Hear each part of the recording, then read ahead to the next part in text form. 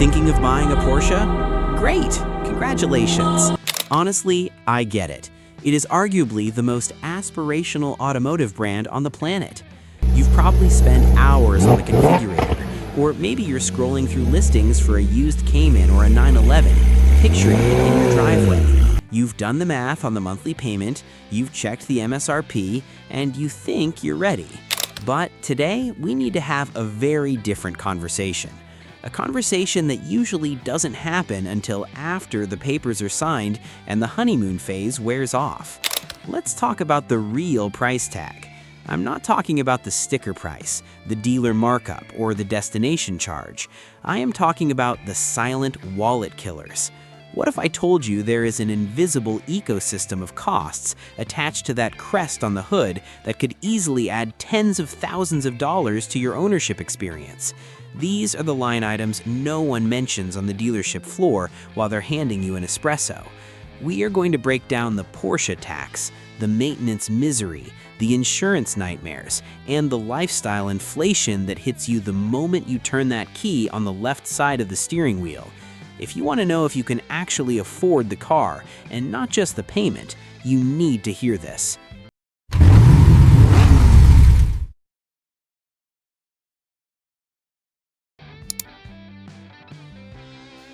Let's start with the dream, because it is powerful. Porsche marketing is a masterclass in desire. They don't just sell cars, they sell heritage, they sell engineering perfection. There is a specific feeling when you sit in a Porsche. The tachometer is front and center, the seating position is perfect, and everything feels built from granite. It's intoxicating. When you are in the buying phase, you are looking at the car through rose-colored glasses. You see the horsepower figures, the 0 to 60 times, and the curve of the fenders. You convince yourself that because Porsches are generally reliable, and they are, statistically speaking, very reliable cars, that you won't have to worry about money once you drive off the lot.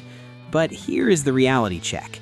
The build sheet or the listing price is just the tip of the iceberg. It is the entry fee to an exclusive club. And like any exclusive club, the dues are high and they are mandatory. Most people budget for a car. Very few people budget for the care of the car. And there's a massive difference. You need to understand that a Porsche is a high-strung, precision instrument. You don't treat a scalpel the way you treat a butter knife. The tolerances are tighter, the materials are more exotic, and the engineering is more complex. That complexity translates directly into currency. Over the next few minutes, we are going to peel back the layers of this ownership onion. It might make you cry a little, but it's better to cry now than when you're standing at the service counter staring at a 4-figure invoice for something you didn't even know your car had. Let's wade into the deep end, the maintenance maze. If you are coming from a standard commuter car, a Toyota, a Ford, even a standard BMW or Mercedes, you are in for a culture shock. First, let's talk about scheduled service. You might think, it's just an oil change, how bad can it be? Well, at a Porsche dealership, a simple oil change service can run anywhere from $300 to $600 depending on your region and model. Why? Because it's not just oil. It's 9 quarts of full synthetic high-performance oil, a specific filter, a new drain plug crush washer, and an hour of labor at a rate that rivals a corporate attorney. But the oil is the cheap part. The real pain comes at the major intervals. Porsche generally recommends major services every 4 years or 40,000 miles. This is the big one. We're talking spark plugs, air filters, cabin filters, brake fluid flushes, and a comprehensive inspection. On a mid-engine car like a Boxster or Cayman, changing the spark plugs involves removing wheels and wheel well liners just to access the engine. On a 911, the rear bumper often has to come off for certain jobs. A 40,000-mile service at a dealership can easily range from $1,800 to $2,500. If you have a turbo or a GT3, double that. Then we have the wear and tear items. This is where the term performance equals premium price. Let's look at tires. Porsches don't run on generic rubber. They require N-spec tires. These are tires developed by Michelin, Pirelli, or Dunlop specifically for Porsche. They have softer compounds for better grip, which means they wear out faster. If you are driving a 911 properly, do not expect your rear tires to last more than 10,000 to 12,000 miles. A set of rear tires for a modern 911 Carrera S, that's $1,000 just for the rubber. A full set of 4 Michelin Pilot Sport 4S tires mounted and balanced is going to set you back roughly $2,000 to $2,500, and you will be doing this every year and a half if you drive the car daily. Now, brakes. If your car has standard steel brakes, a full job, pads and rotors on all 4 corners is a $3,000 to $4,000 affair at the dealer. But God help you if you bought a car with PCCB, Porsche Ceramic Composite brakes. They look amazing with those yellow calipers, and they last a long time, but if they get damaged or wear out, you are looking at a replacement bill of $20,000 to $25,000. That is the price of a brand new Honda Civic just to stop your car. Finally, we have to address the labor tax. Porsche dealership labor rates are currently hovering between $200 and $350 per hour. You can save money by going to an independent specialist, and you should, but even the good indie shops know what they're worth. They aren't charging $90 an hour anymore. They're likely at $150 to $180. You pay for the expertise, because if a mechanic messes up a timing chain on a flat 6, the engine is toast. So you've budgeted for tires and oil changes. You're feeling responsible. But then the dashboard lights up. The check engine light dread in a Porsche is a visceral feeling. It's not a nuisance, it's a financial threat. While Porsches are robust, when things break, they break expensively. Let's take the PDK transmission. It is an engineering marvel, lightning-fast shifts, dual-clutch magic, but it is largely a sealed unit. If a sensor inside the transmission fails, a part that might cost $50 to manufacture, Porsche's official repair procedure is often to replace the entire transmission. That is a $15,000 to $20,000 repair out of warranty. There are also model-specific issues. If you're looking at older water-cooled 911s, you have the IMS bearing scary stories. If you're looking at Cayennes or Panameras, you have air suspension failures, where a single strut can cost $1,500. You have transfer case issues. You have coolant pipes that are glued instead of welded, which can fail and dump coolant all over the road. Diagnosing these issues isn't free either.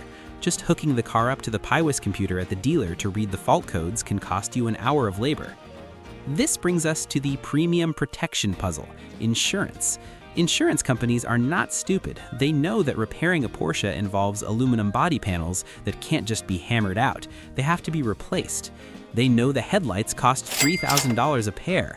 They know the labor rates. Consequently, your premiums are going to reflect that risk. If you are young or if you live in a city, insuring a 911 or a Cayman S can be double what you'd pay for a Corvette or a Mustang. Furthermore, if you're buying a classic Porsche or a highly modified one, standard insurance won't cut it. You need agreed value insurance. This protects you from the insurance company offering you blue book value on a car that has appreciated $20,000 in the last 3 years. This is better coverage, but it's another hoop to jump through and another premium to pay.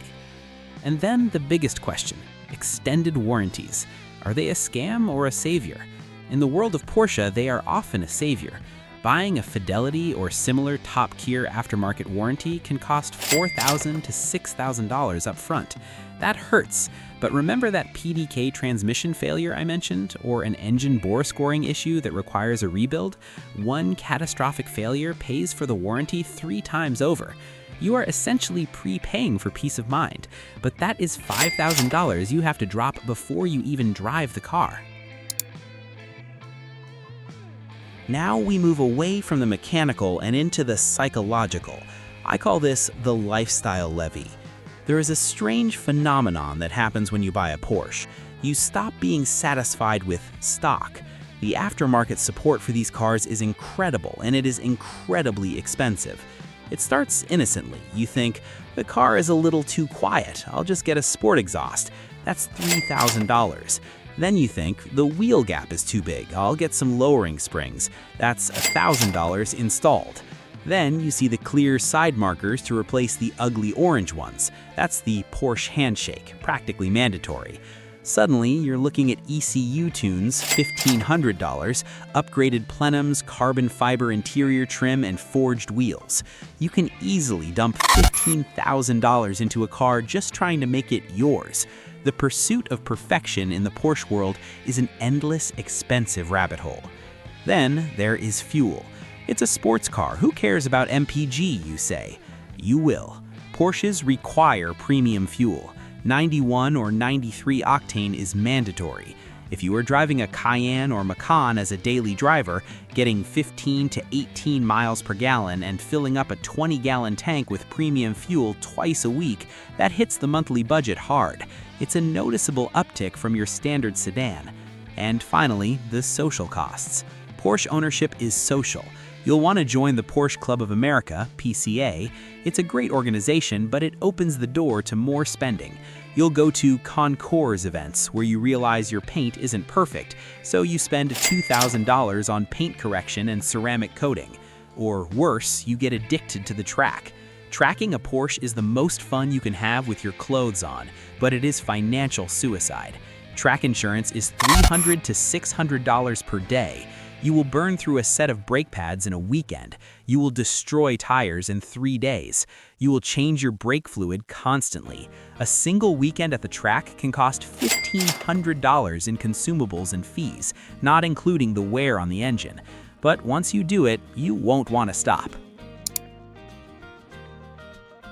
So let's aggregate the numbers. Let's try to put a price tag on the true cost of cool.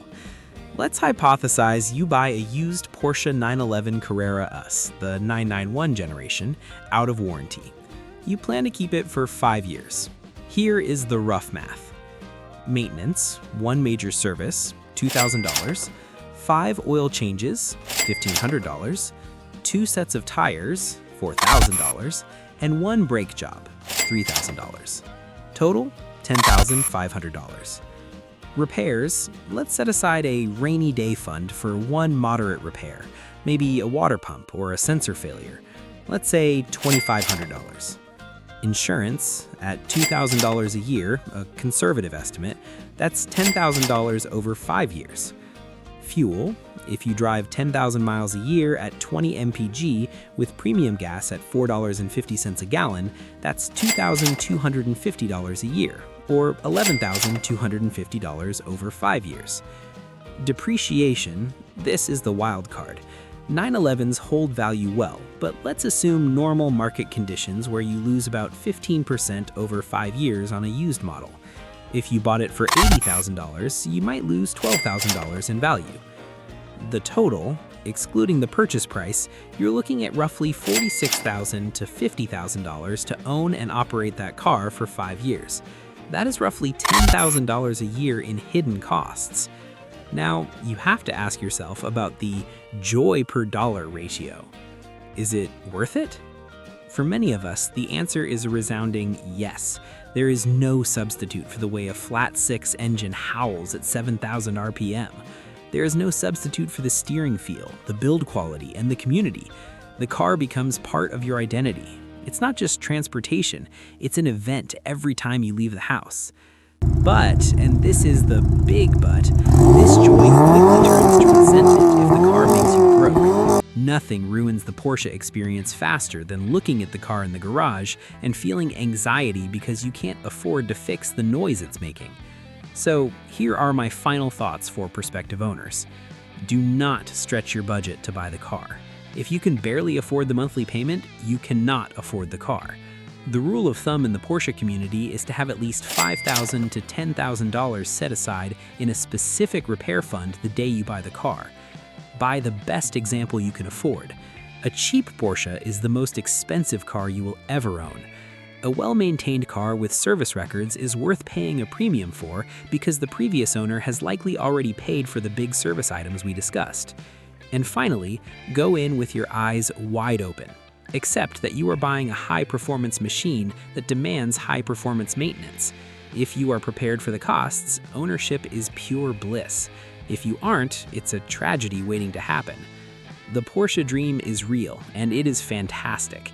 Just make sure your bank account is ready for the reality that comes with it. Thanks for watching. Drive safe, and I'll see you in the next one.